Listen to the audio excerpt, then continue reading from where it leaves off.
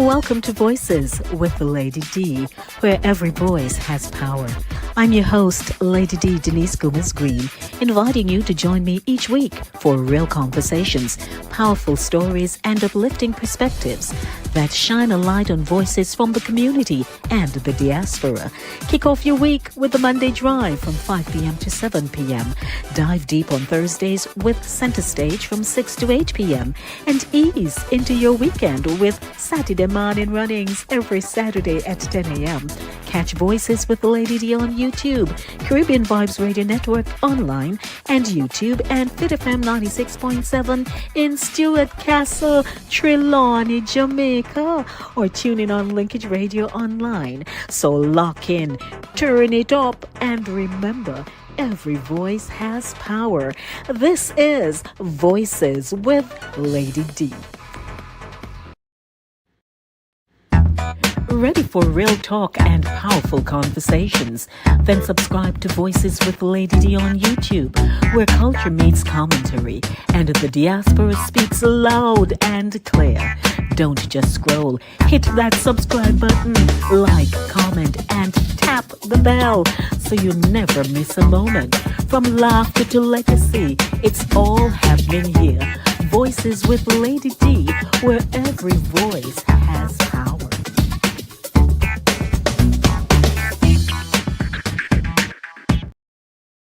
Minister Patrick Tyson and Brother Claver Shrouter, in collaboration with Sister Lemuel Hunt, presents A Taste of Heaven on Earth Part 2 on Saturday, September 13th, 2025, to be held at the Bronxwood International Church of God, located at 3232 Lurton Avenue in the Bronx. Featuring Minister Judith Gale, Minister O'Shane Mays from out of Jamaica, Minister Claver Shrouter, Minister Dwight Shrouter, Brother Tajay Nichols, aka Singer Wayne, and Sister Shakira. Tickets adults $40, children $25. Doors open at 5 p.m. Showtime 6 p.m. sharp. Your MCs for the evening will be yours truly, Minister Patrick Tyson and Lady D. A part of the proceeds from this event will go to Bronxwood International Church of God Carpet Project. This event is sponsored by Cooler Runnings Jamaican Restaurant. For tickets and more information, you can contact Minister Tyson at 347-961-6785 or Minister Claver Shrouter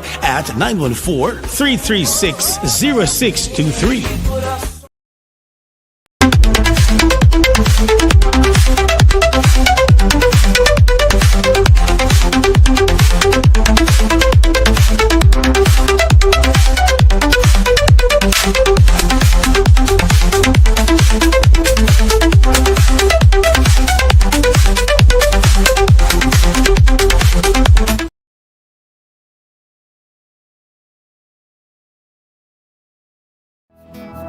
Celebrate the heartbeat of Caribbean culture with Satideh Mawnin Runnings. Join us on Saturday at 10 a.m. on YouTube as we showcase the vibrant heritage of Jamaica and the wider Caribbean with 4 incredible women: Sherns, Max, Jackie, and yours truly, Lady D. From powerful stories to cultural traditions, we're bringing the flavor, rhythm, and excellence of the Caribbean straight to you.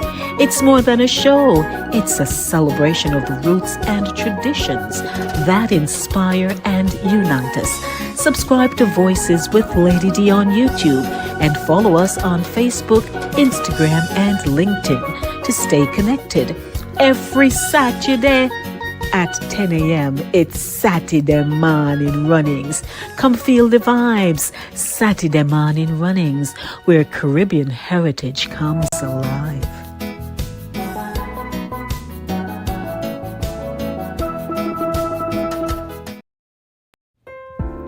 Last week on Satideh Mawnin Runnings, newlywed Sharic Jenkins shared powerful insights on love, marriage, and walking by faith. And the response, absolutely amazing. So by popular demand, Sharic is back. And this time, she's joined by a fresh panel of voices ready to share their hearts. We're plunging deeper into the journey of love, purpose, and preparation. What does it really mean to be ready for marriage, spiritually, emotionally, and professionally? Whether you're single, engaged, or just hopeful for what's ahead, this conversation is for you. Join us on Saturday, July 5 at 10 a.m. on Voices with Lady D, live on YouTube. Satideh Mawnin Runnings, where culture meets conversation.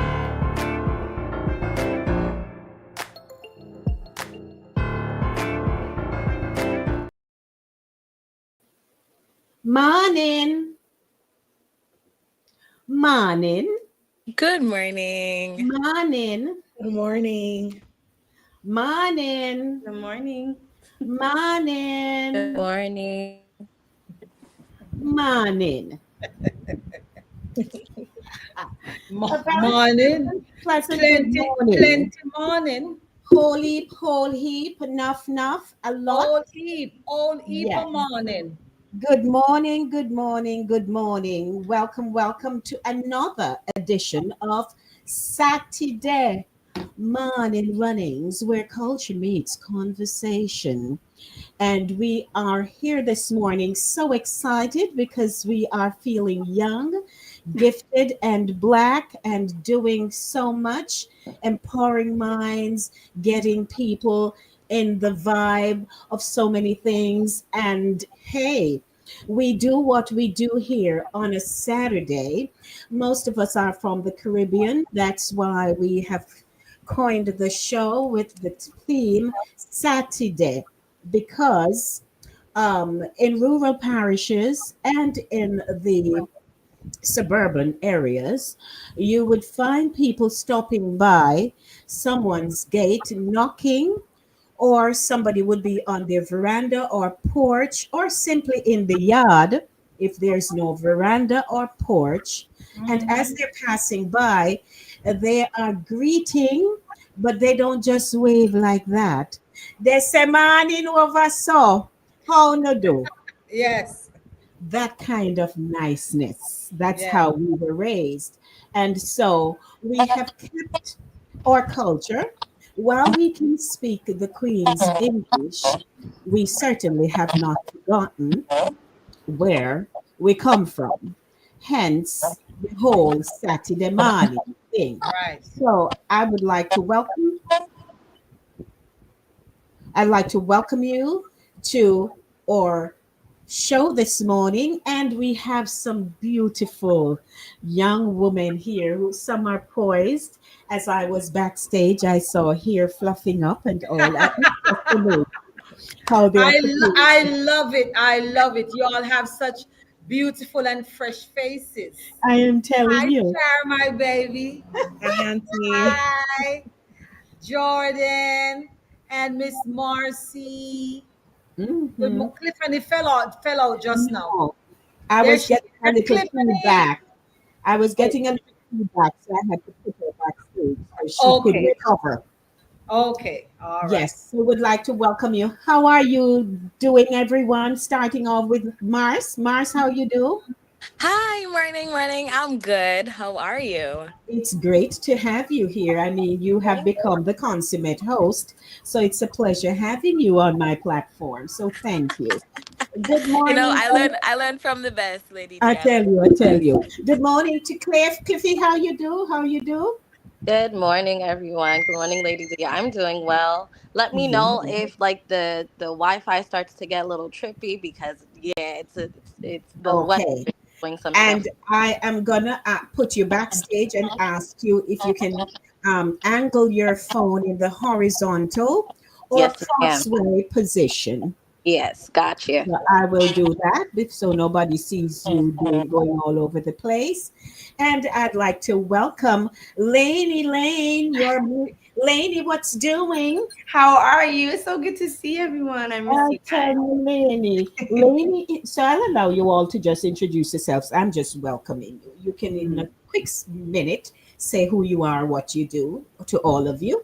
And so, Lainey, it's a pleasure having you. We go way back. Yes, we do.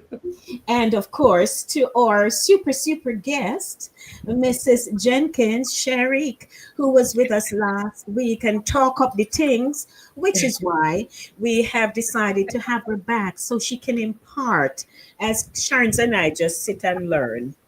It really is an honor to be back.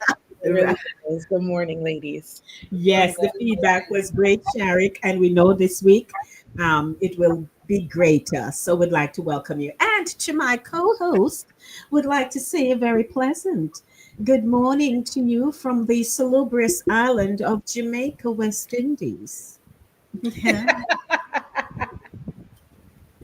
In show-off Yes, mode. girl child, let me tell you, it's a wonderful day in the neighborhood. Yeah. Yeah. Sure, yeah. So we'd like to It was welcome. hard to put on rightful clothes, because I've been wearing, Yeah. So and so. yes. But Yeah. anyway, Yeah, wonderful, Cliffy. Now we're talking. Miss Mars, could you do the same? I'm going to put you back stage and you do the same for me.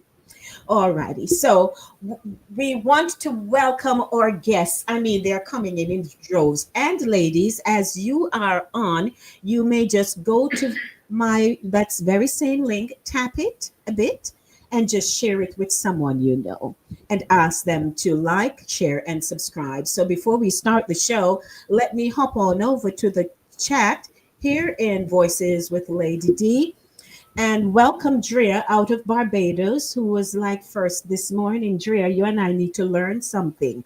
You've been married like 30 years now, and you come in first. So that means you need to talk more this week.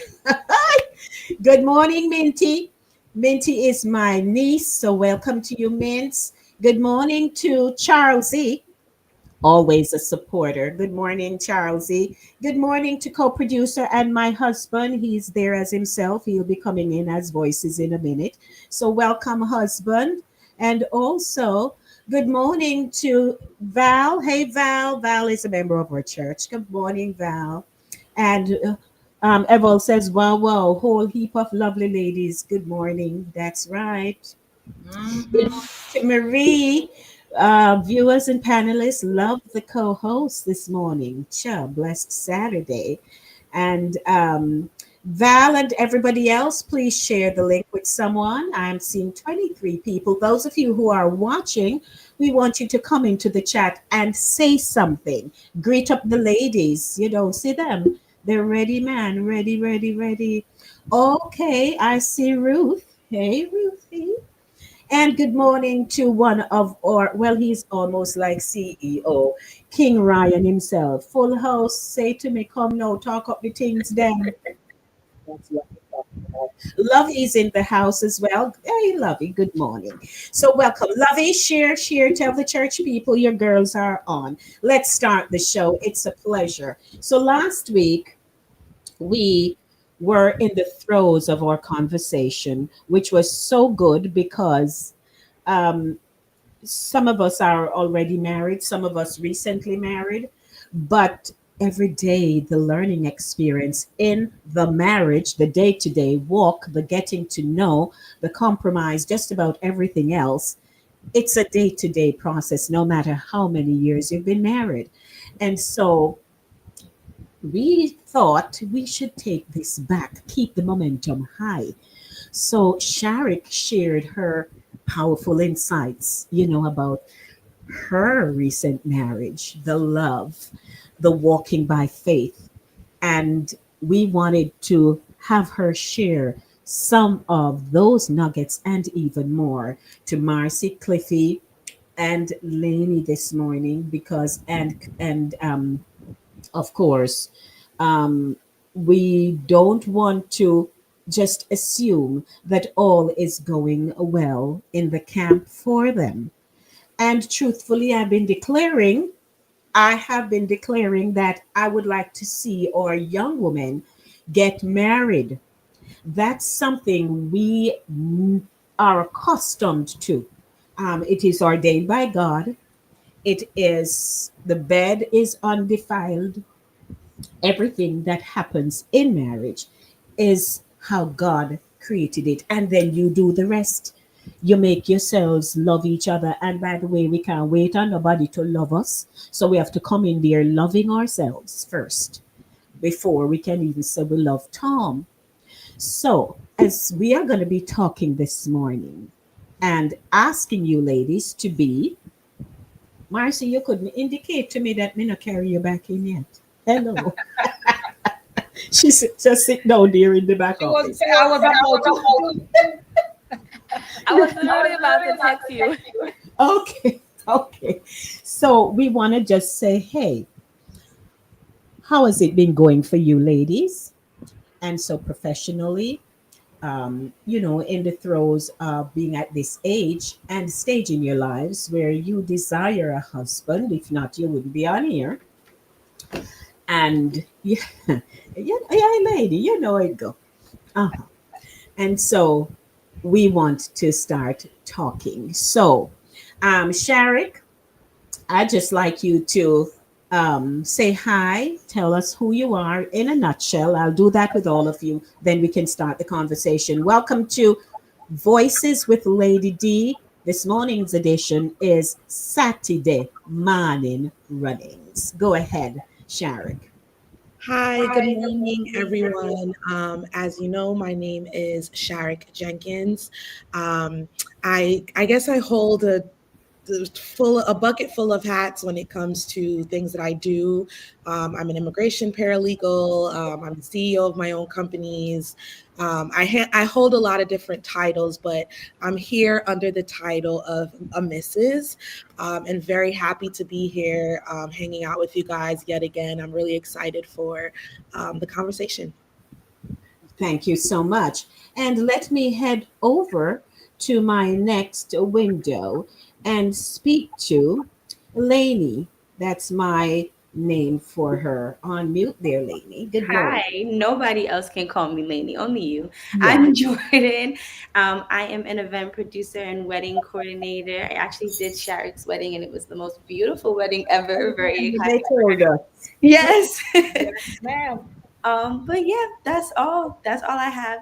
I'm Okay. excited to be here. Thank you so much, Lainey.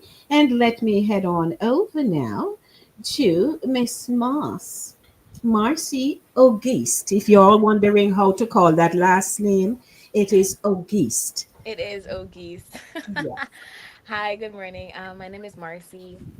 I am a doctoral student and I am the executive assistant to an executive director at a non for profit organization. Thank you so much, Mars. It's a pleasure having you here. And I'd also like to go to, you all can call me now. I'd like to go over to, um, her name is Cliffany. Hi, good morning. Yes, my name is Cliffany. I am a teacher, a kindergarten teacher. I also am a youth leader and worship leader at my local church. As Sharek mentioned, I also wear many hats, too much to list right now, but I'm just excited to jump in this conversation with everyone. All right. Thank you. So, our focus, ladies, this morning is talking about love, purpose, and preparation. And leading into marriage, it begins with meeting someone. So it starts physically, that's it begins there. But you're all Christian women. And for many people, they are praying. If you notice in the clip, I had one slide where they're all praying and seeking the Lord and so on. So there is that. And it requires so much more than that. I often tease that, manna fell a very long time ago. Mhm. And manna in this case would be that suitor.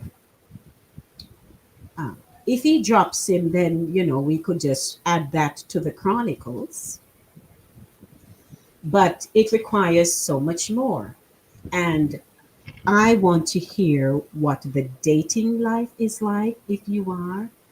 What are your plans? What timeline you have, because people will say, by the time I am X, it better happen.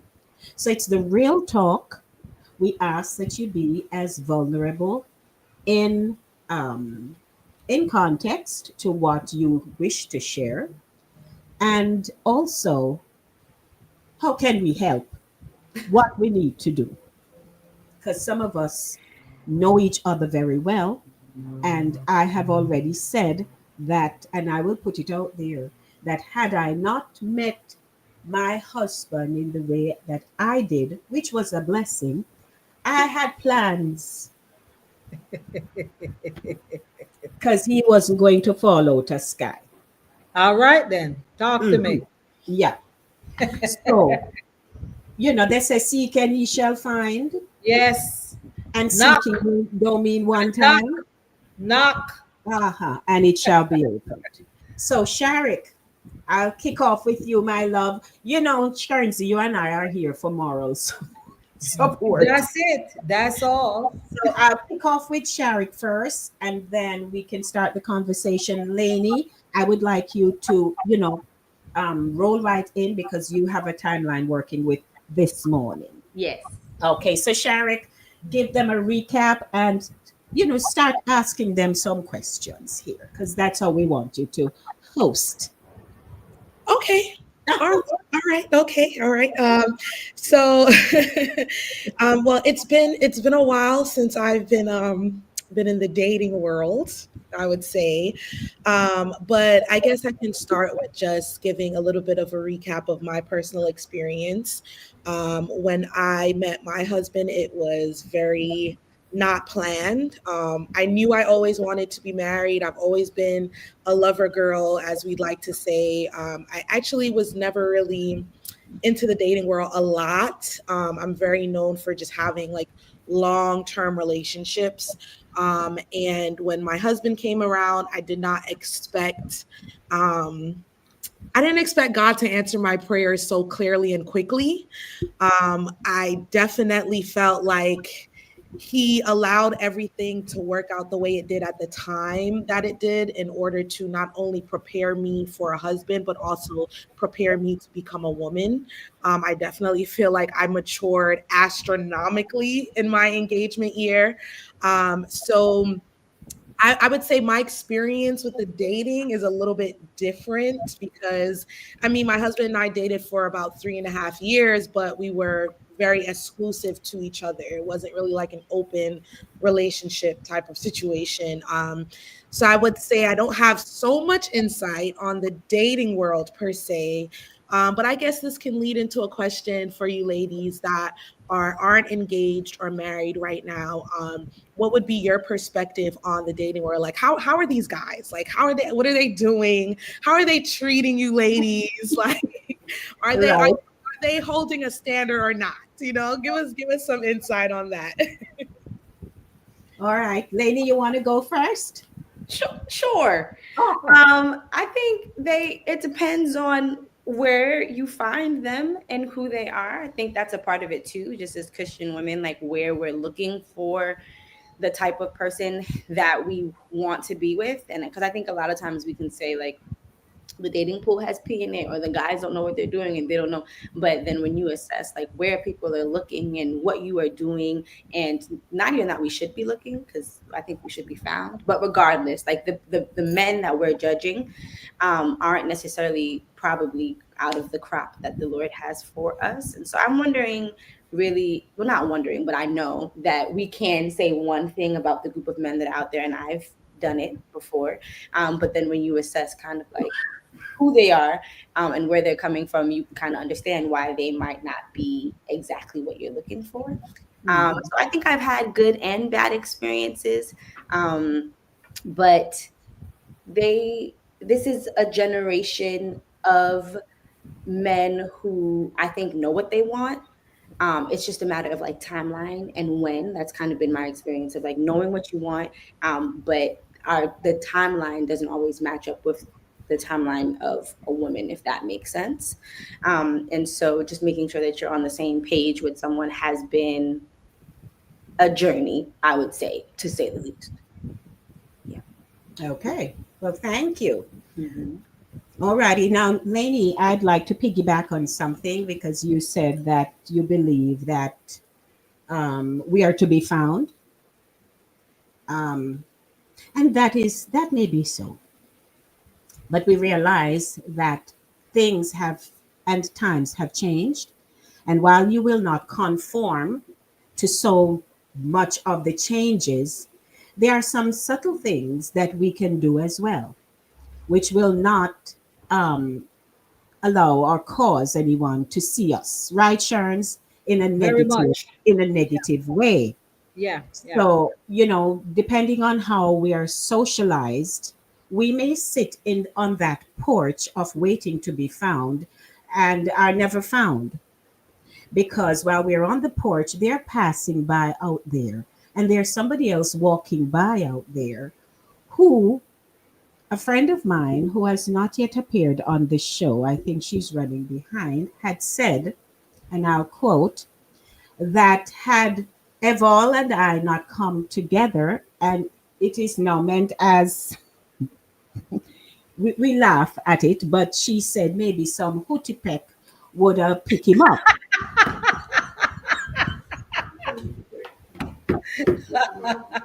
which means someone else maybe not as nice, gracious, cultured, godly, mhm, so yeah, on. yeah. It could have happened, even if Would he have, thinks yeah, he knows what he's looking for, yeah, right?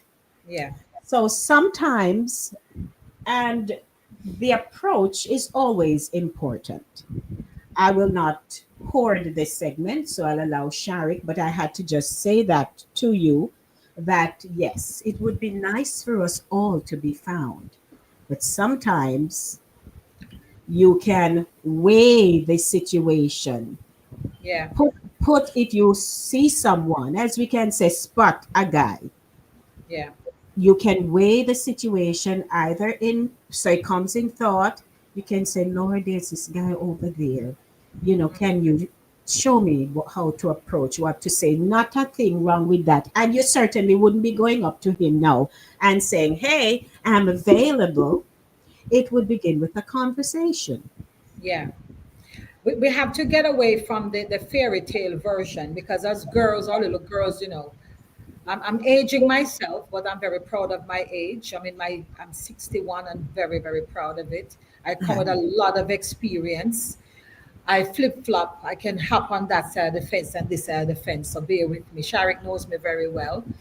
Um, we sort of sometimes come from the fairy tale world where the prince is gonna come in and sweep us off our feet. Even though I see grown, obviously they have to be grown. I was on a Disney cruise with my grandchildren, and people are getting married left and right in princess attire, and the groom was all in the fairy tale. And I said, look at that. People are still believing in the fairy tale type Mhm. setting. And there's nothing wrong with that because I'm a hopeless romantic, and so are other people. But as women these days, I know that when you are very learned, when you are ambitious, you're beautiful, you have it all going on, you're all that and a bag of chips. Sometimes the guys, they're looking at you, but they're afraid to approach. They're Mhm. very guarded. They're not as smart as we think they are. And this is nothing against men, but they're not as smart as we think they are in some things. They could have 4 degrees, but when it comes to women, you know, Mhm. they're like this. They have the desire, but unless you give them a little come hither look, or you act with less feminine. Like you have women now opening doors for themselves. Boss lady is a title thrown around a lot. And yes, we are all boss ladies in our own right. But as the Bible said, we are the weaker vessel, and sometimes we have to kind of tamper it down a little bit to give Mhm. the men, because men are egotistic, not in a bad way, but they are the providers, they are the muscle. We have the internal muscle, they have the external muscle. So we have to give them that leeway to be Mhm. men. But in the meantime, don't just sit and say, let him sweep me off my feet. Because he may be right there under your nose. And like Lady D says, somebody should just come and they go that way. And they're not meant to be. But Mhm.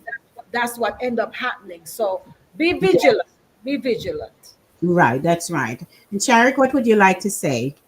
Yeah, if I can interject really quick, whereas like I definitely see both sides. I agree with both sides. But Jordan, correct me if I'm wrong. I believe that when she had stated like she thinks that we shouldn't be looking, we should be found. I think it was a little bit more than just a literal sense. Because of course, like, if we're dating and, we see a guy we like, or, what if they're shy or what if they don't want to, talk? And of course, we are not going to be like, well, he needs to come talk to me or whatever. Of course, the situation varies, but I can give a personal example with my husband. When we started dating, I asked him for his number. I said, "Hey, how come you haven't asked me for my number yet?" Right. That was very forward of me, But I think I wholeheartedly agree with Jordan in the spiritual sense of that phrase, because yes, the Bible does say when a man findeth a wife, right? So I don't think that when it comes to marriage, that should be something that is led or spearheaded by the woman. I believe that our job in a girlfriend role or a fiance role is to connect directly to God and talk about what we want, let him know what we're looking for. And I think that it's God's, I guess, responsibility in that sense to work on the husband that we're praying for, or work on the man that we're praying for, to ensure that, whatever we're asking from him aligns not only with what we want, but what he wants as well. Right. I think the whole idea of a man proposing, a man going out of their way to ask your parents for your hand in marriage and so on, that's in the finding the finding Package. process. Yes, I guess. Because I mean I wouldn't propose. I wouldn't. Some women are different. Some women these days are proposing to men. That's not my calling. Was not Right. at all. Got But I definitely agree with Jordan in the sense of like, of course our job is to be, I guess, the weaker vessel in the sense of having the man do the more work in that area, if that makes sense, which is finding his wife, courting the woman, getting to know her, praying himself, making sure that who he's courting is someone he wants as well. And I think until that time when he understands that this is his wife, we're here as well, praying, connecting, preparing ourselves to be a wife. So I can kind of agree with both sides, of course, with Lady D and Auntie Sharon on the more literal sense. Don't let opportunities just pass you by. But definitely agree with Jordan in the spiritual sense that that is a situation where I feel like us as women, we are to step back and let our husband find us. There Thank you you so go. much. Very good. We'd like to once again welcome you to Satideh Mawnin Runnings here on Voices with Lady D on the YouTube channel. We are seeing several of you. So, to those of you who have shared the link and you've invited your guests, we ask that you subscribe while you're there, like the page, and share it with someone else. The page is growing, the platform is growing. I am growing, my husband is growing with me, and we are doing things. So we want to be able to bless everybody. And this conversation here this morning, it's a conversation that some people are having to a lesser degree. It's really on the surface, as opposed to other people who want to learn, want to know, what do I do? How can you guide me in this regard? Because it's a critical step and crucial to our lives, having someone come into our lives. We're from different backgrounds. We have been taught and socialized differently. So, coming together, understanding each other, the prayer component, because God forbid, I had said, you know what, Denise, do not go take up no unsaved man. Oh no. It doesn't work. Mm-mm. Statistics will show you that when Christian women get into relationships with men who are not born again, walking, not only chewing the Bible leaf, but walking diligently with Christ, we follow. So you end up go outside. Yeah, yeah. I'm telling you, you will It's see hard to bring him in. It's it's easier for him hard to to take you bring them out in. than for you Yes. to bring him in. Yeah. So we want you to hear that. That when men will tell you, oh, I will come with you to church and so on, he will visit 2 little time and so on, and then you end up having to be prodding, and then they Yeah. start to, and you know, because you want to, I'm telling you, it's, you have to think in a practical sense, Yeah. ladies. Yeah. So I will not veer off too much, but just to say, be aware of the people who approach you, who you approach, and what their MO is. So you can tell right away, this ain't going nowhere. And once you get that checklist, you keep moving. Okay. So we want to, Sharik, you want to say something? Yeah, I wanted to ask a question to the ladies based Go off of right ahead. what you just said. I know Jordan just spoke, so I wanted to give Marcy and Tiffany a chance to speak. What you said, Lady D, was the perfect segue into this question that I had for them. Whereas we've always heard like, well, okay, let me rewind. There already is a lack of conversation in the church about like the dating phase. Let's just throw it out there. Everybody assumes that you're supposed to meet a man, marry him first date, and that's it. There's no conversation in the in between on how to date as a Christian woman, what it looks like, boundaries, things of that nature. We kind of have to figure that out ourselves, and how we have been figuring out ourselves for however long. So that's a conversation for another day.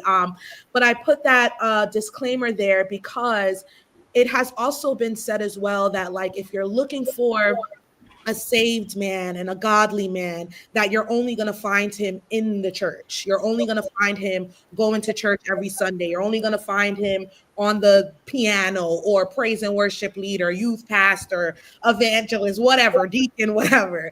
That it seems like that's where the saved men live and, commune. But we have also seen and personally witnessed that that is not so true. So I want to get your opinion on that, Marcy.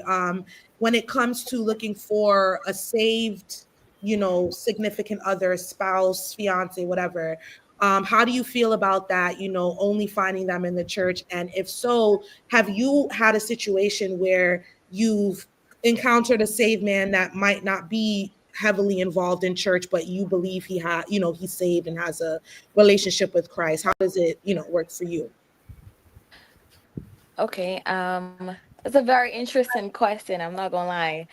And I want to start off by saying for sure, I do believe that in our church we should have a singles ministry, because that's where you ground and you empower young adults to even desire who desire marriage, and then we learn the skills there.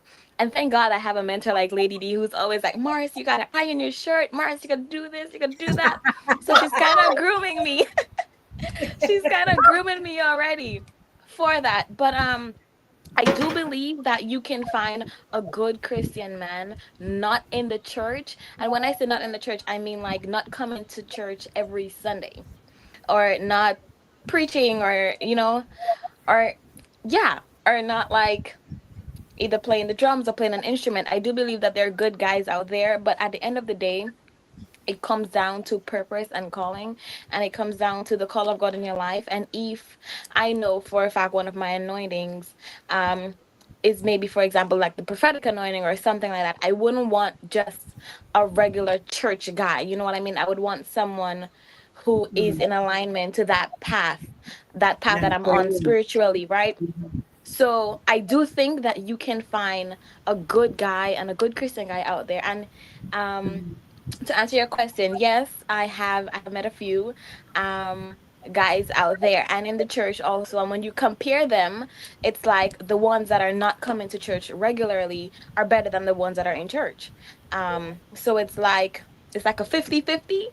Um yeah, I think it's a 50-50, and I think that ultimately it boils down to you and what are you willing to sacrifice, and just owning the call of God in your life, and knowing that I don't just want a partner, but I want a purpose partner, and I want someone who I can walk with, and who is ordained by God for me.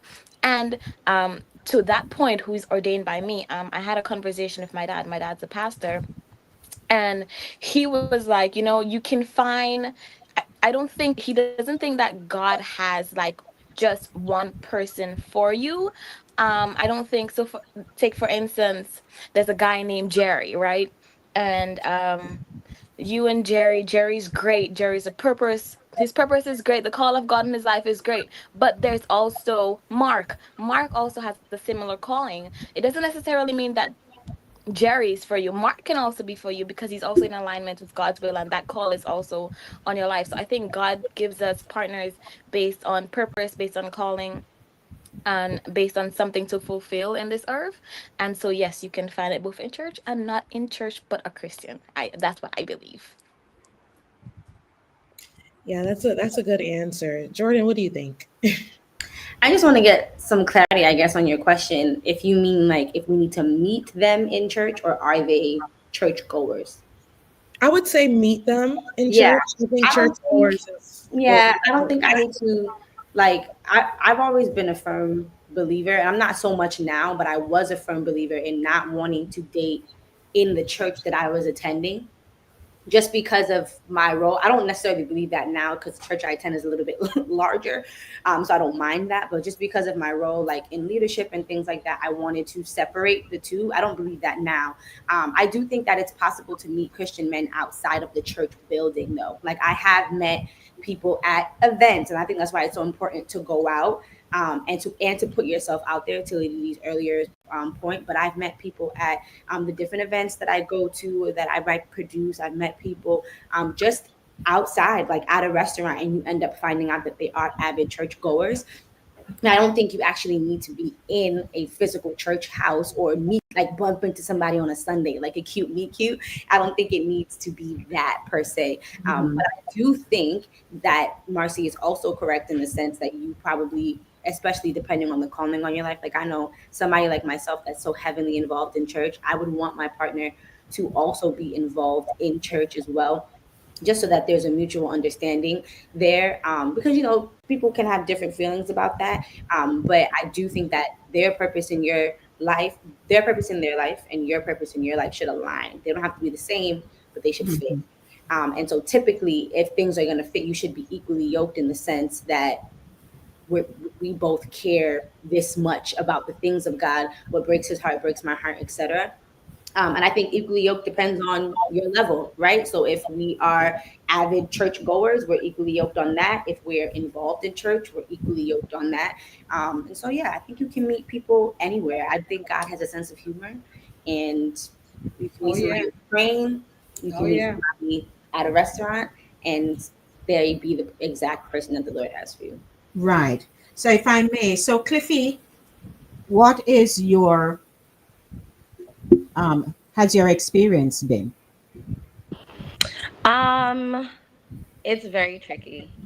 But I will condense it by saying that um, the dating scene out here in this generation that we're living in, it's very touch and go. Um, Again, to what has just been shared, if you find someone and you are not equally yoked, then it can absolutely cause some type of disappointment, or a very heavy sense of disheartening, because at least for me, I've been trying to find or be visible for a minute now. And so every maybe quarter of the year, I'm like, God, what's happening? What's going on? Like, Mm-hmm. is there anyone out here? And of course, it's reciting the promises that God has spoken, um, and making sure that your desire for marriage, at least for me, making sure that my desire for marriage is pure, and it's to, at the end of the day, serve him. Because when you are meshed with someone else, whether it's a platonic And the relationship, a condominiums, the business Christian relationship, gentlemen and all the factors you in want to there. make sure that at the end of the day, God is getting the glory out of it.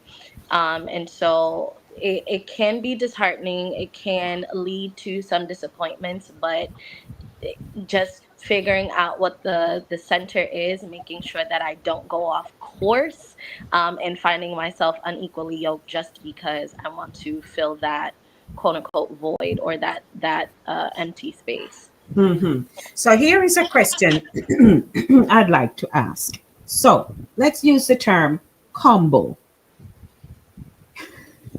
So if you are seeking to find or wanting to meet or hoping and praying that a man who comes with, let me read my, he's a Christian gentleman, he is well cultured, well educated, comes from a good background. How do you see him based on where you are from? I'm going to put it like that. You know why? Because sometimes we may feel that as much as we're aspiring, you girls are aspiring in your various disciplines, you may meet someone who, after talking to him, so I want to know, where is your self confidence that I'm as good as any other person you have met out there, no matter your accolades? How do you measure yourself? Because when you meet, what are you looking for in the first instance? What are you looking for in him? Is it what he should look like? The job he should have? He's a Christian. What are some of the prime questions that are asked when you meet someone to determine that you're not mine? So is there, have you met that combo man and he just was not cutting it? Or you met someone, because I, in my later years, realized, ladies, that sometimes when you meet someone, we're not looking at their potential. They might say, oh, I'm in school now, studying to be. But because of where you are now, you may not want to wait for him to achieve. So he passes you by. So there are a myriad of things I'm putting to you as to who are you looking for and why.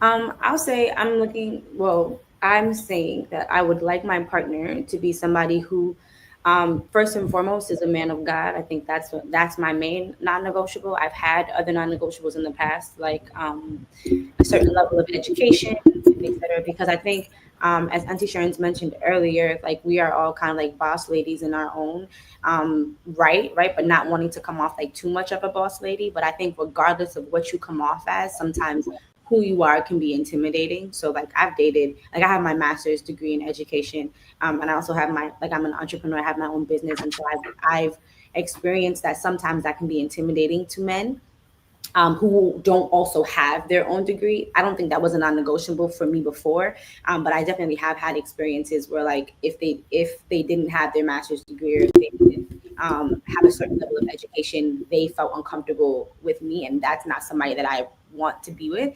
And so while that's not a non-negotiable for me, I think ultimately I would just want them to have their own self-confidence in whatever degree you have, and also just be a man of God. Ultimately, I think if you truly are a child of God, I think everything else that I would desire kind of falls under that umbrella. So I've learned not to necessarily have a checklist per se, and just want the person to be who God has for me. Because in this day and age, with people who, like, with the different ways that people can achieve success in this day and age, I don't mainly think that having like a certain level of degree or all of that defines success as much anymore, right? People are making money as entrepreneurs on social media, as influencers, as whatever the case may be, on all different levels of education. So I think back in the day that might have been something that was very important. I don't think that that determines success now. So I don't fully have a checklist. I think I just want somebody who honors the Lord and will honor his wife as well. And I thank you for your honesty. I can confess I had a checklist. It was like Mhm. 20 things on there. Yeah, it doesn't make sense. Rip it I up. don't know what I was thinking, but I knew at the time where I was. Yeah. But until the Lord had said to me in one prayer, I'm there praying over this long list of 20 something. Mm-hmm. And then he said, Denise, put away the list. That was the last of the list, Mm-hmm. right? And then they all came. Can I speak? I didn't make the list. And I'm sure half of what I had on the list. Wait, so never mind. My producer is distracting me. But nevertheless, thank you, Lainey. I just wanted to hear, So, Mars, what's your thing? What are you looking for? Okay, so Lady D, definitely I had a list for sure, for sure, for sure. And when I tell you the list was long from A to Z, the list was long.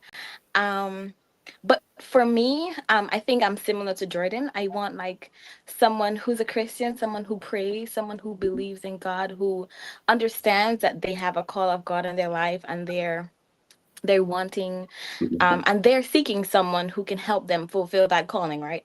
So that's something that I want. Um, and I would want someone, I think that as someone who's pursuing my PhD right now, which I should, um, if all goes well, through semesters, because semesters are Yes. crazy and the work is a lot. But I'm aiming to graduate in the next 2 years. I don't necessarily think that the person that I'm gonna meet might have a PhD, but it doesn't matter for me, right? I think for me, if Mhm. you're driven, if you're goal oriented, and if you're driven, I think that that's the most nicest feature on a man, like that I would look for, or that I would be attracted to, because it says that it doesn't matter if you have a master's or a bachelor's, whatever it is, but at least you're driven, you're working towards something in life, and I can do with that, right? Someone who's very humble, for sure, for sure. I'm very down to earth, so I would want someone who's humble, someone who's family oriented, um and just someone who's gonna treat me like I'm the best thing that's ever happened to them, like for real. Since, since um sliced bread. Hmm. Huh? Yeah, Since someone who's sliced gonna bread. treat me like an Hmm. answered prayer. And so that's what I want from the person I want. um, Hmm. and yeah, ultimately someone who, they say, get someone who loves you more than your dad, or like someone who loves you more than anything else. I think that if you find a Christian, and like a true Christian guy, I think that should already be innate in him, because in order to love, you have to experience Christ like love, to even showcase a love to someone, right?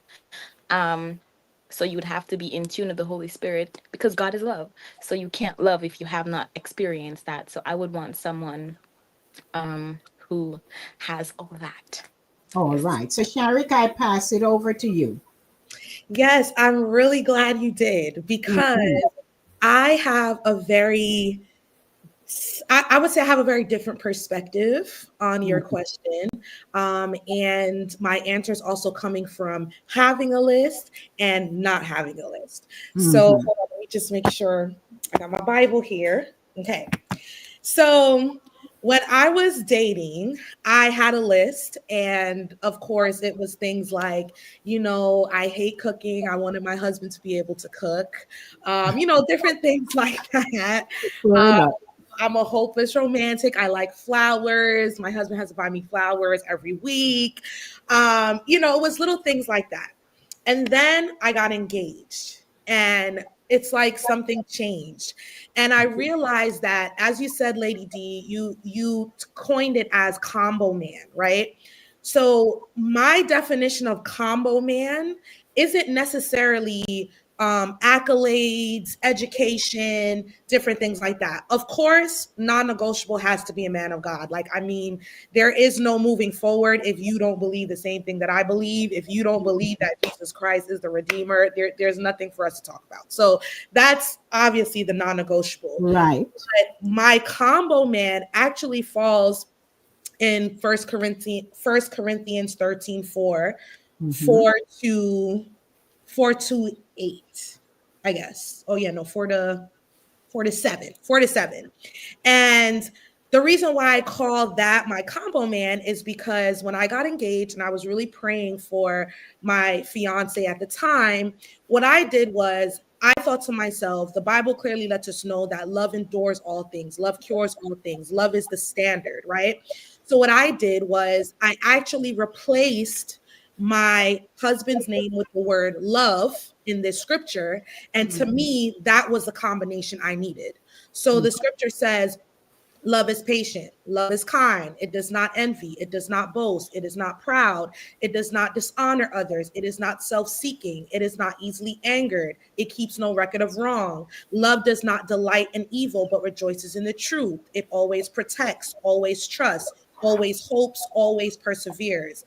Love never fails, right? So the way I would read it was, John is patient, John is kind, John does not envy, John does not boast, John is not proud, John does not dishonor others, John is not self-seeking, John is not easily angered, John keeps no record of wrong, John does not delight in evil, but rejoices in the truth. John always protects, John always trusts, John always hopes, John always perseveres, John never fails. So in my eyes, once he checks off all of that, that's the combo man, you know? So Yeah, that right. was I looked at it in that way. Agreed. And in the same breath as well, you know, before I was letting you guys know that, like, once I got engaged, I was preparing myself to be a wife. I also replaced the word love with my name as well. Yeah. And I thought to myself, all right, like, if I'm saying that this man has to follow this scriptural checklist for So do me, you. am Yeah. I on the same scriptural checklist for him? And I'm not gonna lie, when I first did it, I was like, I got some work to do. Right. I was like, I got some work to do. But it's something that I would even, like, you know, push for young wives or women that are wanting to be wives to kind of keep as a checklist for yourself. Are you patient? Are you kind? Do you dishonor others? Like, it was a wake-up call for me. But it keeps me in line. And it also, I believe, was the answer for me where I felt like, okay, like, if John checks all of these things off, that's all I want. Everything else Yeah. can come. You know what I mean? Yeah. All of the other things that we have on our checklist It's is superficial. more superficial things. Yeah. Because I don't like cooking, but now I'm cooking. You know what I mean? It sure is. Things can change. You know what I'm saying? Things can change. I feel like as long as it kind of follows a spiritual checklist, that would be mine.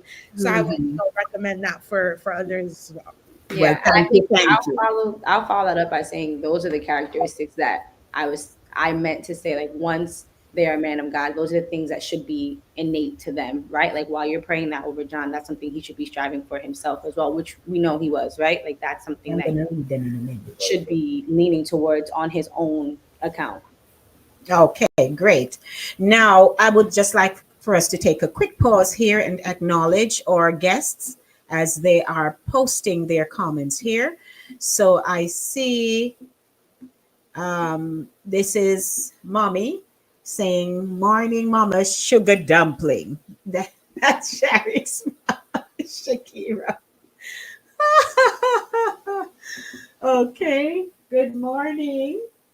Marcia Alexis, good morning to you. Also, let's see.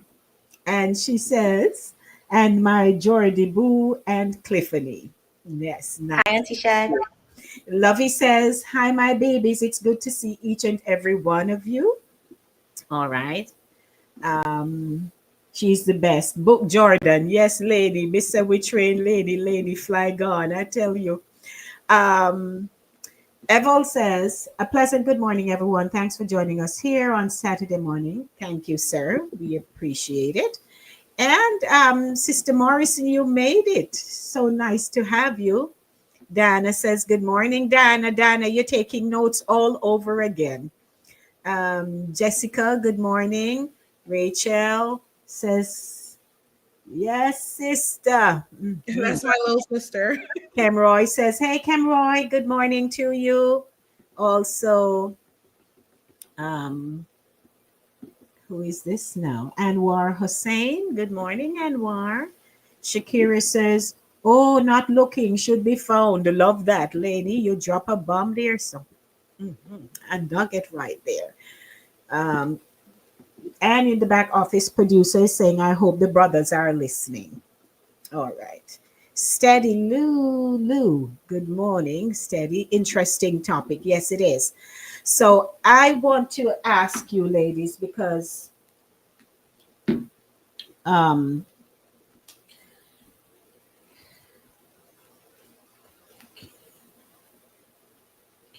so producer sent me a note. Can there be any room for the ladies to pray for a fine, non-saved man to be their husband? Non-saved? Mhm. No. Fine. Unsaved. Unsaved. Fine. Fine. Mm. Yes. Unsaved? No. No. Yeah, yeah, we throw I'll that pray through for the door. fine. I'm not praying for unsaved. That's That's between you and the Lord. Amen. okay. So I know that we may have a list or we may not have one. However, there are times when, as women, we are driven doing all that we're doing, right, Sharon Z? But there are things that we Very need much. to work on as well. Hmm. Habits, tendencies, all kinds of things that we need to work on, which of course includes putting our money away, saving, having good credit, all of those things. Because I'm telling you, there are people who will say if you have bad credit, they're not with you. Because if the whole time they are doing what they're doing and keeping their credit good, and then you come over here, hell going break loose. So money is You got to be important. a Proverbs 31 woman. There you go. But there are things that you also have to work on, whether it is how you present yourself, whether it's in how you treat people, speak to people, whether it's in just how people see you. Sometimes people see things in us that we don't see. And when it is mentioned to us, we take an offense because we're perfect. We don't have anything to work on. And I've often said that if a man is seeking God for that woman he wants to send to him, if we are broken and pretty much out of order and popped down, he's not going to send you to him.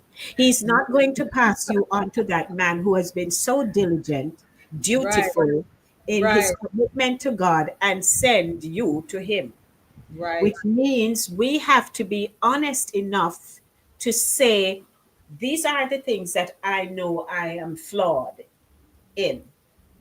I'm going to petition you, Lord, to help me to work through them and be purposeful while you're doing it.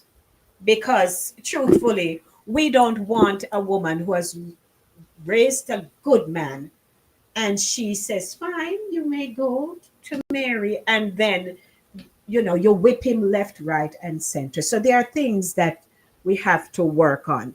Of the three of you here, do you know your flawed areas? What are you doing about them? I've surrounded myself, or the Lord has surrounded me with married women, Sharic being one of them, but also Stacey Ann. I have like friends like Denisha, my sister, and Lady D now is a part of that group. And so I've been surrounded by married couples for a while now that have poured into me, giving me advice, talking to me. And the Bible says open rebuke is better than hidden love. And so a lot of them, when I speak on certain things, or I have friendships that are healthy enough to call things out. And so if I do need to be called out on things, they do just that. And I work through them with prayer. I think deliverance is also a big thing. I'm a firm believer in deliverance because some of the things that we have are in us and not necessarily on us. They're generational, and they're spiritual, right? And they're things that are on your back. And so I go to a church that believes, holds deliverance if you need an appointment, if you need prayer and things like that. And so I have gone through deliverance on my own, not necessarily because I want a husband, right? But just because of who I am as an individual, as a daughter of the Most High God and stuff like that. I want to make sure that I'm who He's called me to be. So it's becoming who He's called me to be first, and then who He's called me to be ultimately is a wife also, right? And so I would say having open and honest conversations with the people that He's placed around me, going through deliverance, prayer, and holding myself to a particular standard that I think really comes from my mother. Like, like we could be going to the supermarket and she's like, iron your clothes, fix your hair, look appropriate. If you guys know Sister Donna, she's going to the street and she's dressed to pussfoot, right? So I think that's always been a standard for me growing up. Yes. So the inward things are the things that I've worked on in the past few years. And so, yeah, that's what I'm doing for it. Wonderful. Cliffy, how is that going for you? Yeah, I think a big part of wanting growth is to like want it for yourself. And so doing the hard work for yourself, not to what Jordan just said, not for anyone else, not to appease anyone else, not to fit in a box of what others view you as or what their perspective of you may be. It's doing the work for yourself. So I've gone to therapy. I've stopped therapy, restarted therapy, stopped therapy, restarted therapy.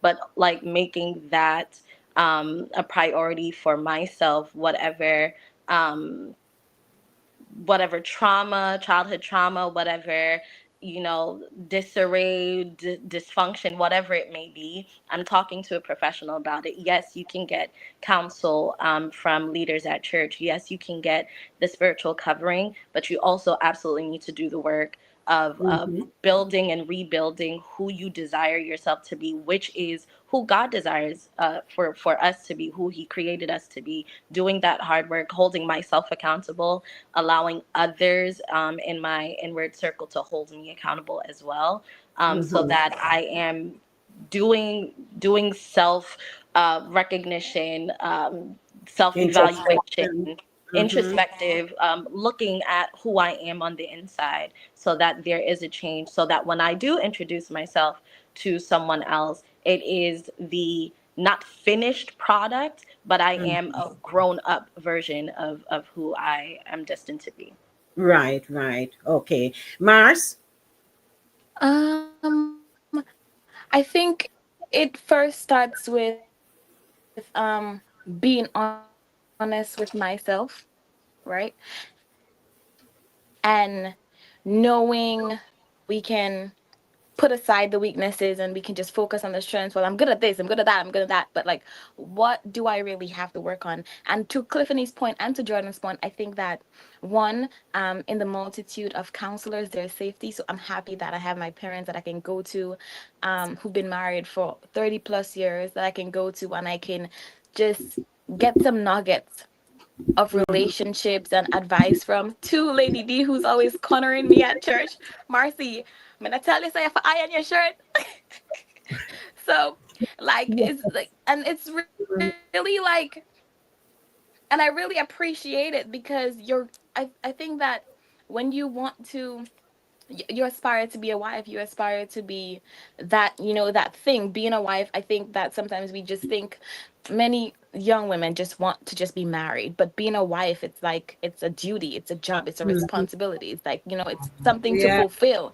And so Yeah. you have to be well equipped, well empowered. And so one, it says, okay, cool, I'm gonna start therapy because I feel like I have to work on myself so I can be the very best version of me.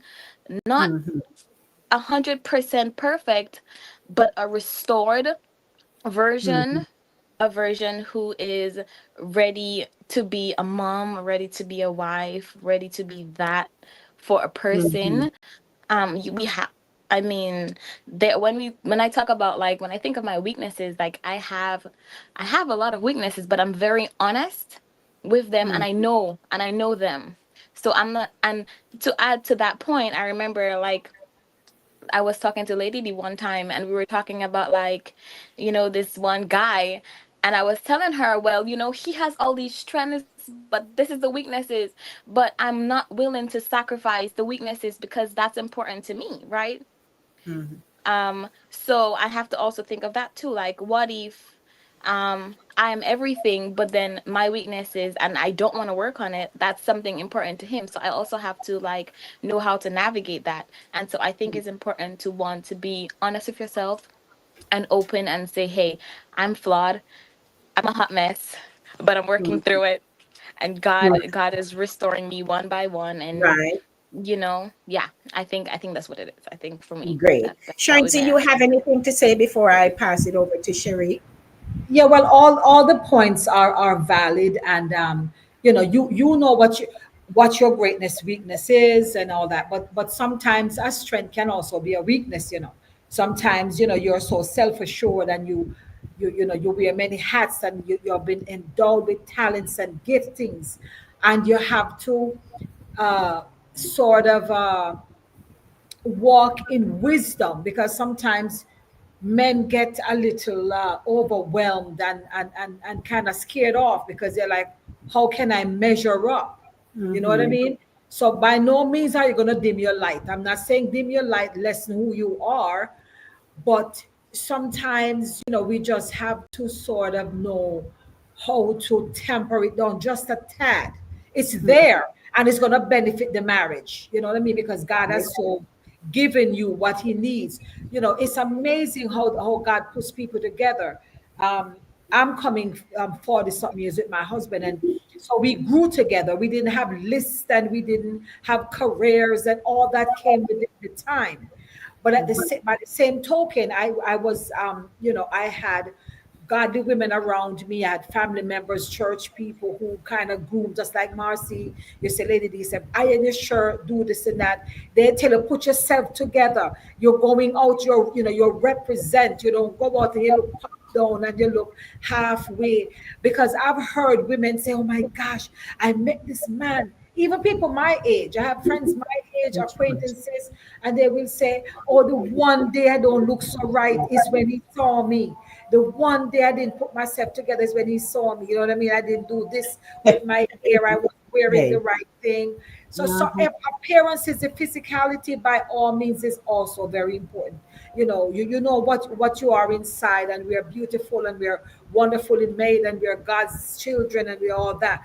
But the physicality, you need something attractive. Same way you want to see him, and he's a hunker piece of hot chocolate, whatever. I mean, hot chocolate, a piece of chocolate or a cup of hot chocolate, whatever. But you also know that men are looking for Mm-hmm. not eye candy per se, but they want a package. The Mm-hmm. internal, whatever you possess, but also your outside. Let's not forget Esther. Yes. Yes, ma'am. No, I don't want to keep going on, but that's it. Fine. So, Sharic, what say you? Because we're just here piggybacking. But what say you? Oh, Sharic froze. All right. But I'm thankful that you're all being vulnerable. The thing about it is your appearance is important, especially to a man who values that, how you speak to him. And Sharon's touched something which is very true. A lot of us will be accomplished in a lot of areas. But how do you manage that when you meet someone or you're actually in a relationship? Because my skill set is different from Evol's. But at the same time, the blessing is that he has come. We're both come into each other's lives. And so we have merged our skill sets. So no, now voices has become ours.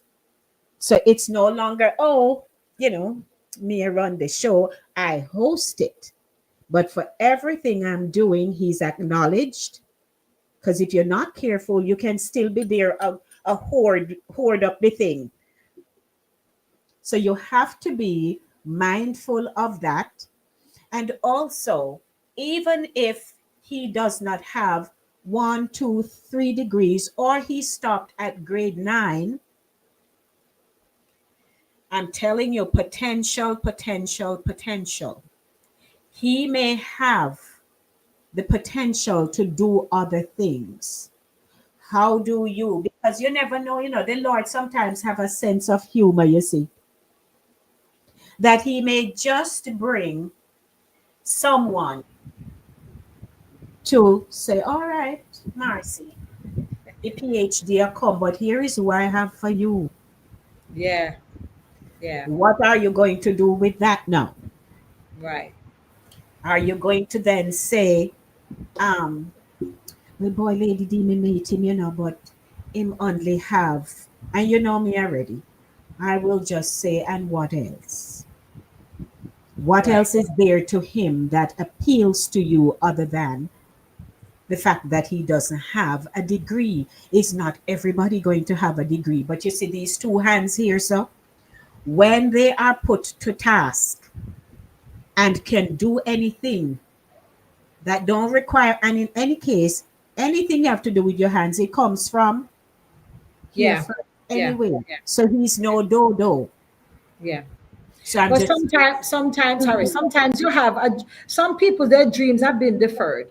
They started off with something and because of circumstances and so on, they had to make a pause because the Mhm. good God has so given to us all giftings. And sometimes that you have an interest in an area, but because of situations, whatever, you weren't able to pursue, but it's still there. When Mhm. you meet somebody and you recognize, there's a song that says there's a king in you. The person might not be kinging it. Remember, I said David was a shepherd. Same And I way. remember my pastor had preached a message and he said, you have to sheep it before you can king it. So the Mhm. person might be sheeping it right now, they are shepherd in the field. Not the king is coming, the king is there. But you have to start someplace. And sometimes Someplace. the person may not be surrounded by the right people to push them that last mile. But then Yes. here you come and you're a compliment to them. So if you recognize that in the person, then you're there to kind of assist them then, or give them that last little nudge to accomplish Yes. that, and you'd be surprised. And truthfully, if that man says, here is a woman who I think will be a blessing to me, if he doesn't push back on your achievements, you know you're good. Yeah. If he No welcomes intimidation you, if and he all that. even offers to say, what else can I help you with? I might not be able to write you your thesis and I can't, but what else can I sit with you? You want me read the book while you making notes? You'd be surprised. Yeah, So you have to also look at those things. You're on mute, Shanzi. oh yeah, somebody that I know, a couple that I know, the husband had a regular job, regular 9 to 5 job, but the wife she was pursuing her master, I'm not masters, or doctorate. And I remember, she came down when she was doing her thesis, and she was very buried in a lot of work, probably like you are, Marcy. And you know what he said? He said, and she said, she called a couple of us and say, you got to pray me through and want you to. He said to her, you do the work. I will fast and pray on your behalf. There you You know what I mean? go. He said, you Mhm, don't have to be doing the work and you fasting. I will fast. I will pray you mhm, through. And he mhm. was there with her. They had twins in the interim. And he said, I will pray you through. I will fast. I will do whatever. The Yeah. physicalities, I will do all the heavy lifting. Mhm. You're the brains, carry it. But I am Yeah. here as your backup. And I And thought that was I tremendous. endorse that because sometimes you have to remember, ladies, you all have your own experiences. So do they. And a lot of them have been through either bad relationships, they come away scarred, and you don't mean to be their mother because men not looking mother, but they're looking for support. They're looking for that person who will listen. Your role is to pay attention to what they say, how it is said, who it is said for, by, all kinds of things, and hash it out. Never be afraid when a man shares his weaknesses, his challenges, and you think it's a big old turn off, and you have your own sit down there, pretty looking at. So you also have to say, all right, he's willing to be as vulnerable with me. What do I say, Lord? How do I guide? How do I help? Because maybe the situation was so bad that he's left scarred. Him don't know now. He's desirous of all sort of something, but don't know how to channel himself properly. And here you are. So I am just saying, in this whole scheme here of the wanting to date, the finally meeting, the conversations, and so on, you're paying attention, you're asking questions, you need to know him shoplift anytime at all, or, tell me who you are so there are no surprises. And I'll share with you, Evel and I, this is me with my questions. Yes, I'm a Christian and me see him every day in the house of the Lord, sitting all, pious and taking in the word, Prim and proper. prim and proper, and will tell you that he was not looking and he was so broken and he wanted to be restored. And thankfully, he sat there. We met from 2019 and it's 2023. We actually had any kind of conversation. We're just there as friends. But he knew that he would not benefit anyone, any woman coming all mash up. So he had to get himself healed before he could, you know, do anything at all. So sometimes, if you realize that they may have had challenges, do you need time? You ask. Make sure. But I will say, do not be prejudiced in your approach. You have to say, Lord, here is this person. I tell people, I went online, went out on a few dates. You sit, you talk, you pay attention. The dates may be only three because by the time two come, you're like, Then you say three, no, sir. And most of these, you find them on Christian sites. But by the time you start talking to them, you realize their value system is not yours, like yours. A lot of things, but you allow the conversation to go. You don't sit there now trying to fix nobody. You allow them to speak. That's how you listen and you're able to determine. Any mistakes you've had in life, the Lord just turned that leaf over. You've surrendered them. Now He has cleaned you up, and you're in that mindset. I desire to be a wife. And just know that the wedding, as fancy as it has been, Lainey did a fabulous job being manager for Sharic's wedding. What's her name? Karine did mine. And that's just the day. That's only a day, you know. You see, when you go to hotel or you don't have the money or you go wherever afterwards, it begins there. So I'm just pointing that out to you. So Miss Sharik, so happy you're back.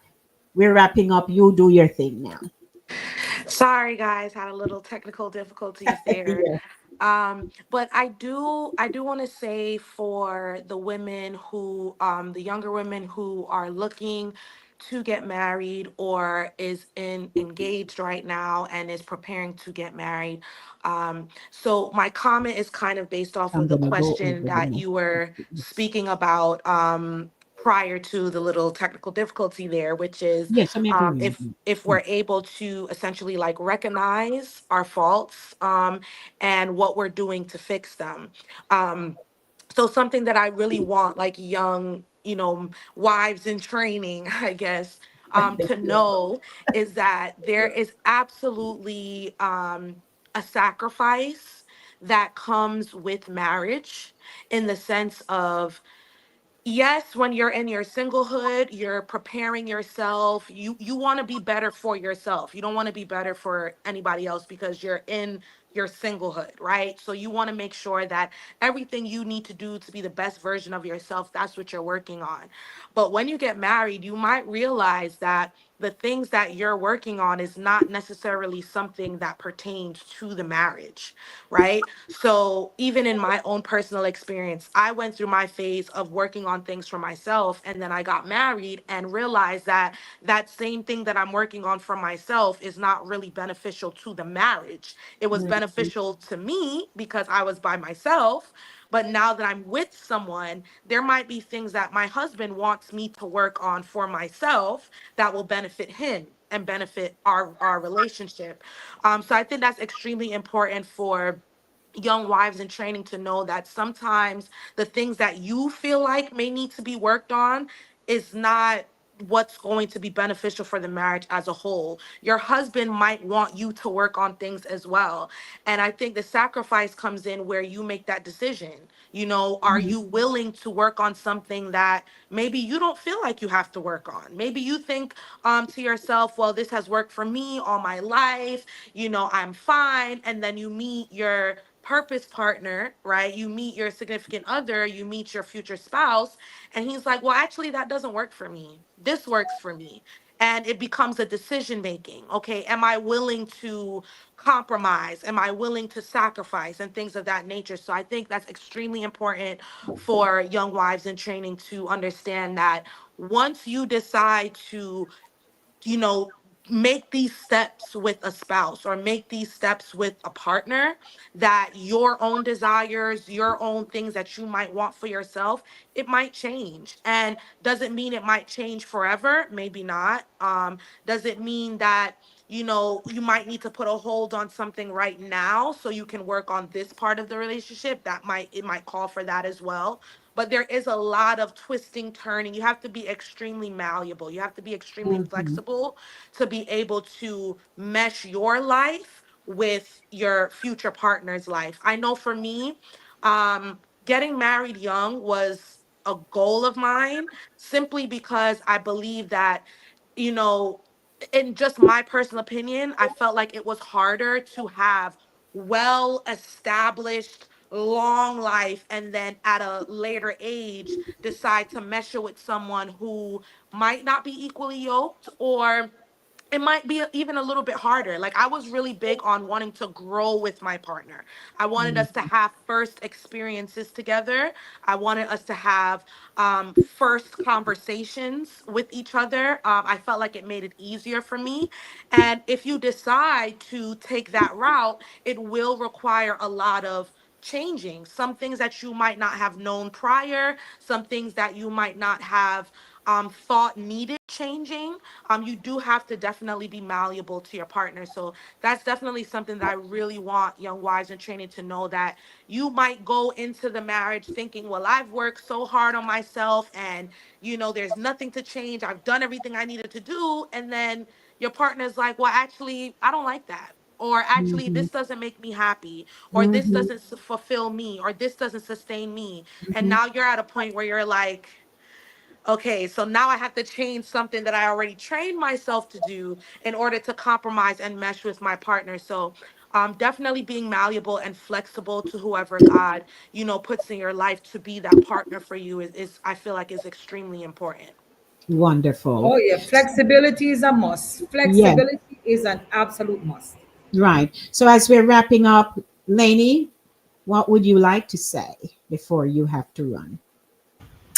I would just say that I think it's important to kind of have these conversations across experiences, right? So I know like Sharik and I talk about just stuff like this all of the time, but it's important to continue to cultivate these conversations and surround ourselves with people that have sense, right? And have gone through different experiences and are willing to share and be honest and vulnerable.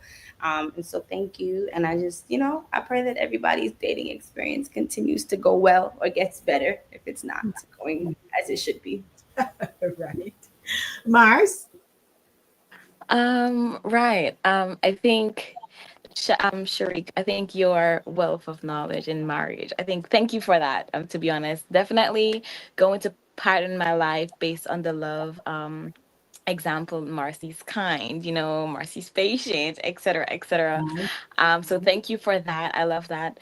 And I would say for me, my prayer and my ultimate prayer is that I would I want to do what God is blessing and not have him bless what I'm doing. So I don't want him to bless, like, say for instance, I get a guy. I don't want him to bless just that, because that might not be his will for my life, but I want to do what he's blessing, because ultimately what he's blessing is the perfect thing for me, right? And so that's my prayer, that we all find, Cliffany, Jordan, myself, and homegirls, everyone out there, find men who's gonna love us and who's gonna take care of us and who is going to love us the way that God ultimately loves the church, because I think that's perfect. And thank you guys so much for having me here. So much knowledge and love and marriage. Ew. I'm actually super, super ready. I am super ready to be married. You can Okay. ask Lady B. Yes, ma'am. I like Jay? it. Super Yeah, ready. I like it, yeah. Marcy. And I think that's something, so Cliff, I want to say to you ladies quickly, if you desire the thing, be happy about it. Somebody asks you, don't just say, oh, when it come. Yes, I am ready. I'm prepared. You speak it. You feel, get yourself into that mindset that when it is mentioned, you're on it. You're saying, oh, um, I'm just waiting, in the bayou. No, you In the want, by the by. you just want to be ready, man, feeling confident that today I'm stepping out in Yeah. purpose and all of that. So go now, Cliff. Sorry, can I just hop in really quick? I know Cliffiny's gonna go, but I'm in the same vein about being just happy about marriage. I know Shaq mentioned earlier that we don't really talk about dating in the church period, but I kind of want to just encourage those of us that on the right side of the camera, that the dating experience is fun and it's purposeful, and there's something to be experienced in that as well. So while we're excited for marriage and that's the goal and that's the ultimate, like, that's what God has for us, I think sometimes the dating experience can be discussed almost as like laborious, or like all the things that we have to do and the things and how it's The terrible, work. all of this jazz. But I just want you guys to know that there is something, while there are things to be learned in marriage, there's things to be learned in this season as well. So don't despise this season. There are things that we're going to be able to do while we're single that we can't do while we're married. So it's not that you're going to grieve either one, right? But just to be joyous in what the Mhm. Lord has you Good now, point, Lady. and to receive everything that He has for you in this season, the people that you meet, whether they work out or they don't. Mhm. And then ultimately know that this is pruning you for the final stage, but enjoy the in between. It shouldn't feel like hell. It should feel like growth. Okay. Absolutely. Let Yes. me let me hop behind you, Jordan. That's true. Mhm. Let me just say that doing the dating, that's not something that's not a step to just jump over, like this is Right. point A, then Yeah. point B. No, that's a very important part, because Mm-hmm. that's when you learn the person. You Exactly. learn you learn everything about them. How Yeah. are they when they're sad, when Mm-hmm. they're mad, when Mm-hmm. they're broke, when they're sick? How is the family Yes. dynamic? Exactly. I am a talker. I love to talk. Me and my husband did a lot of talking. Yeah.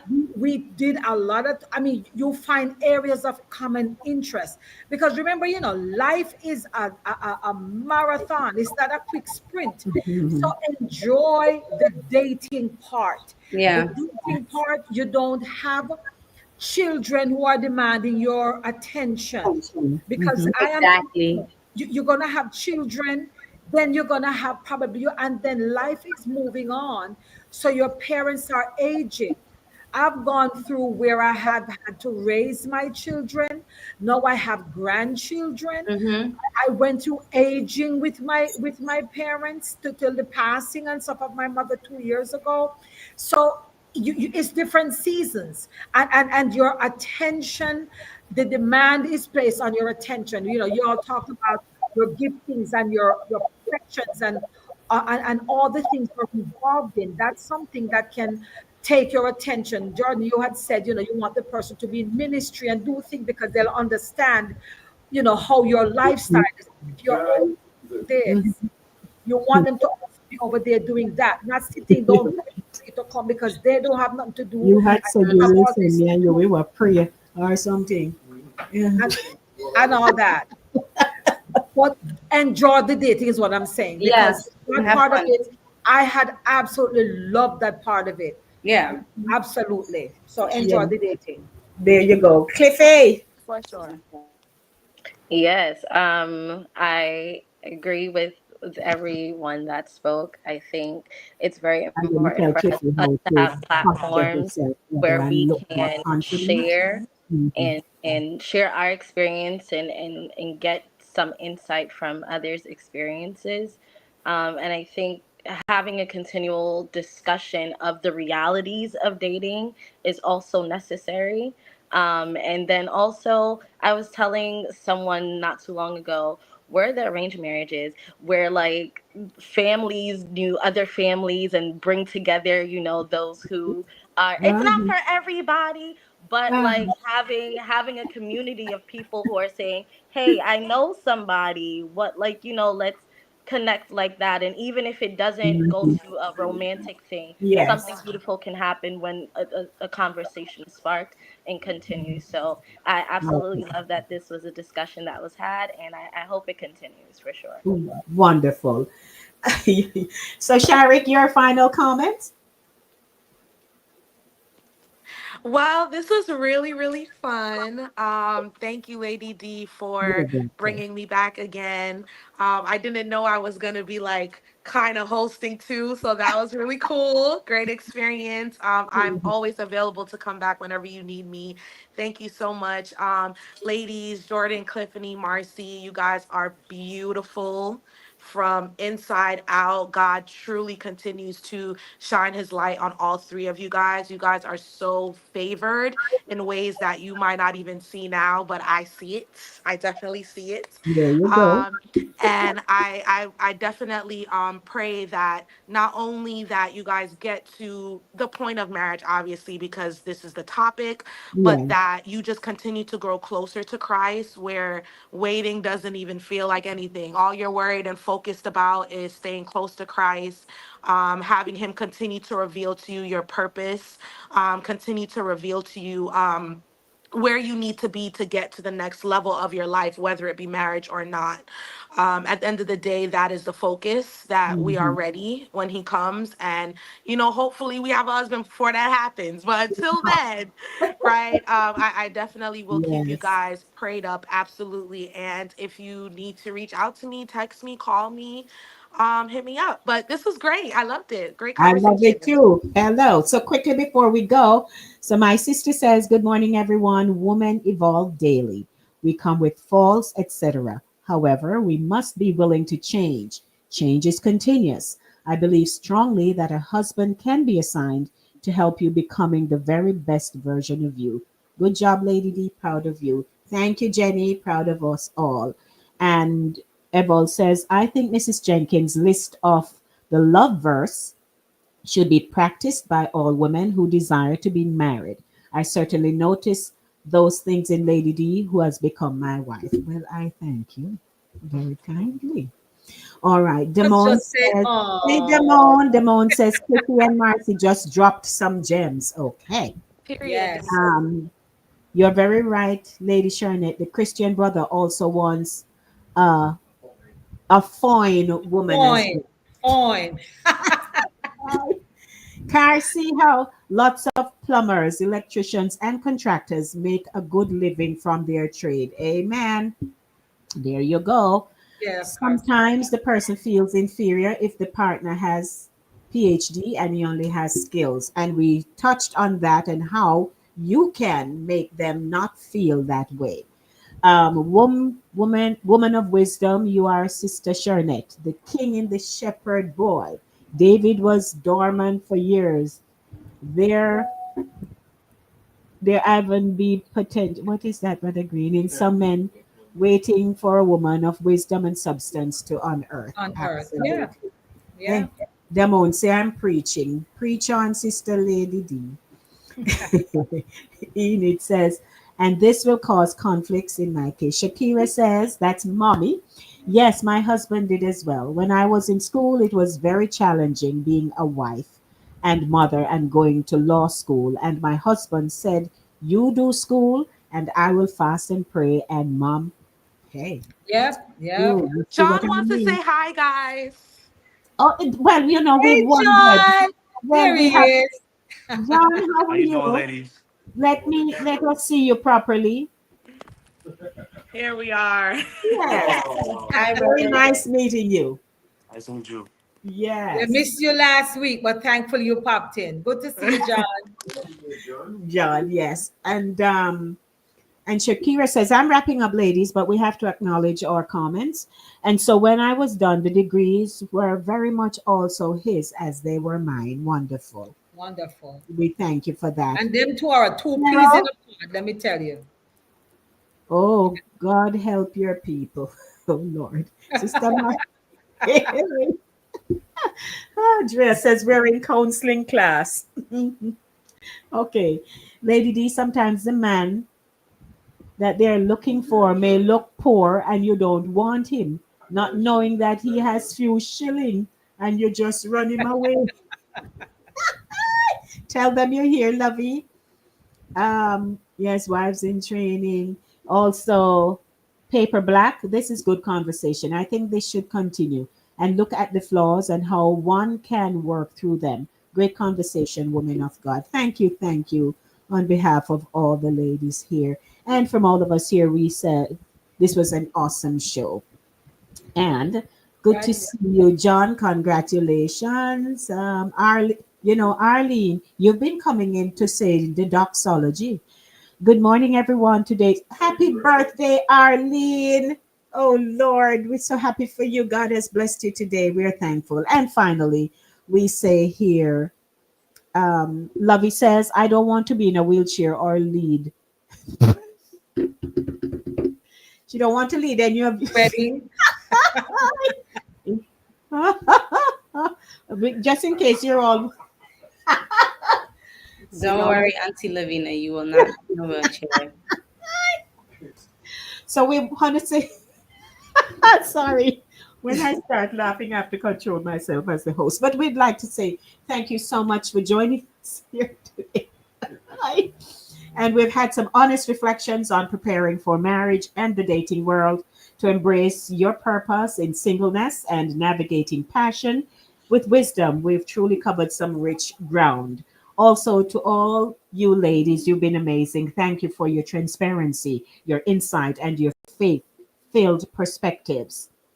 And to our listeners and viewers, whether you're single, dating, engaged, or married, we hope something shared today reminded you that God's timing is still perfect and His plan for love is always worth the wait. Remember, your journey is valid, your story matters, and whether your I do happens in June or December, on a mountaintop or in a backyard, it's the love, the purpose, and the passion that makes it meaningful.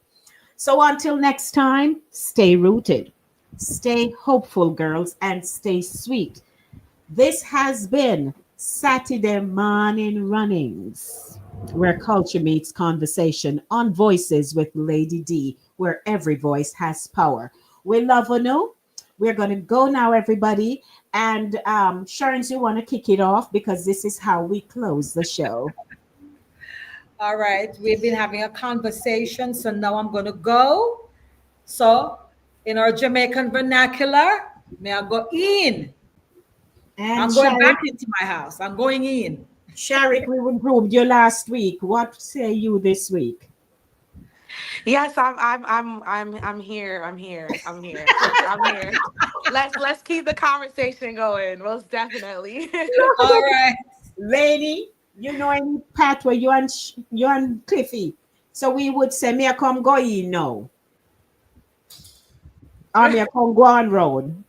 Oh, you want me to say it now? Something. Say something. All right, in may I that. go in? May I go in? I'll Yeah. see you guys later. All Thank right. you so right. much.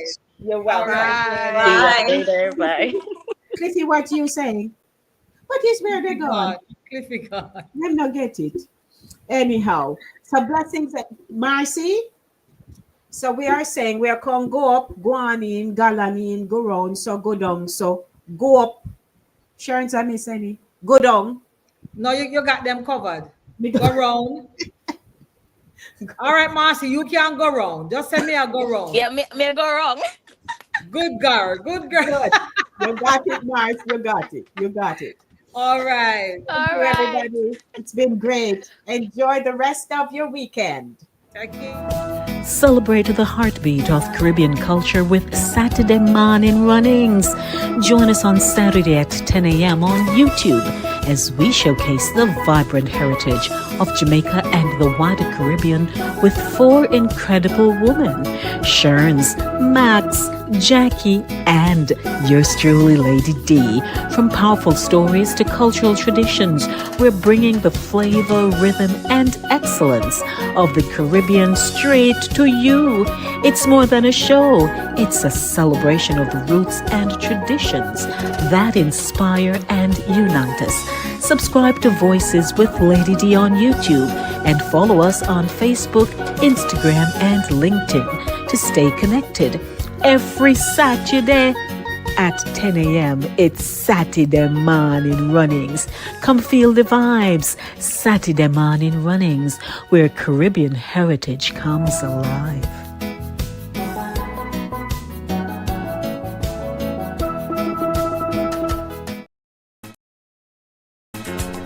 Hey Trelawney, it's Lady D, reaching you straight from New York with love. Catch me every week on Fit FM 96.7 in Stuart Castle, Duncan's Trelawney, Jamaica.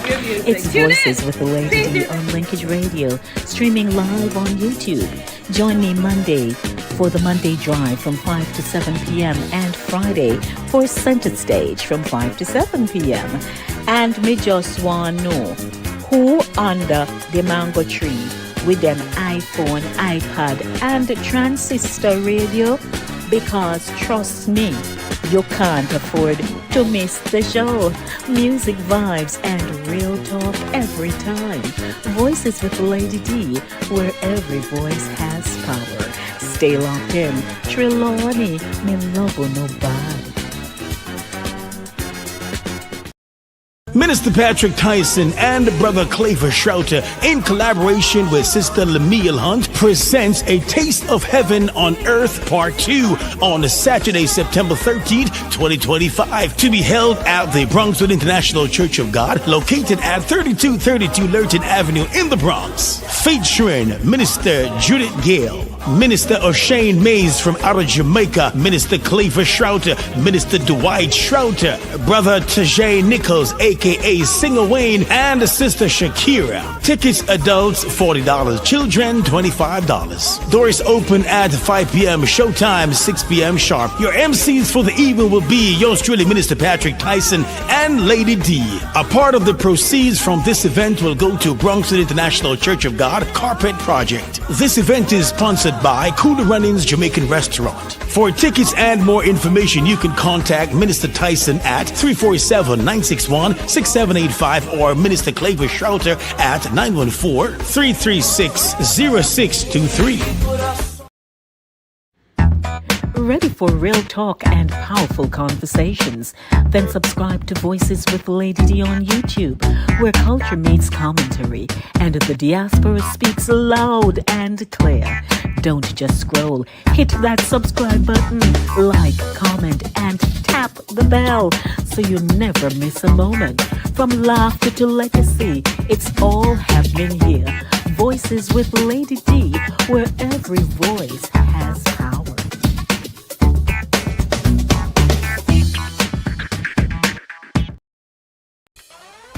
Welcome to Voices with the Lady D, where every voice has power. I'm your host, Lady D Denise Gomez Green, inviting you to join me each week for real conversations, powerful stories, and uplifting perspectives that shine a light on voices from the community and the diaspora. Kick off your week with the Monday Drive from 5 p.m. to 7 p.m. Dive deep on Thursdays with Center Stage from 6 to 8 p.m. And ease into your weekend with Satideh Mawnin Runnings every Saturday at 10 a.m. Catch Voices with Lady D on YouTube, Caribbean Vibes Radio Network online, and YouTube, and Fit FM 96.7 in Stuart Castle, Trelawney, Jamaica, or tune in on Linkage Radio online. So lock in, turn it up, and remember, every voice has power. This is Voices with Lady D.